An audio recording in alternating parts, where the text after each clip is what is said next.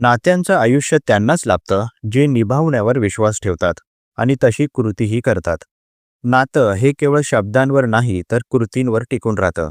मानसशास्त्र सांगतं की जे लोक नात्यातील जबाबदारी स्वीकारतात, सहानुभूती दाखवतात आणि एकमेकांच्या भावनांचा आदर करतात, त्यांची नाती दीर्घकाळ टिकतात. विश्वास, संवाद आणि संयम या तीन गोष्टी नात्यांच्या मजबूतीसाठी मूलभूत मानल्या जातात.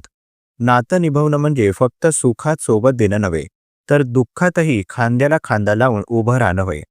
जेव्हा आपण नातं निभावण्यासाठी कृती करतो, तेव्हा समोरच्या व्यक्तीला सुरक्षिततेची जाणीव होते आणि नातं अधिक घट्ट होतं.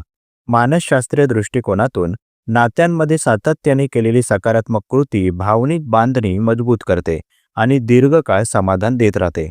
धन्यवाद.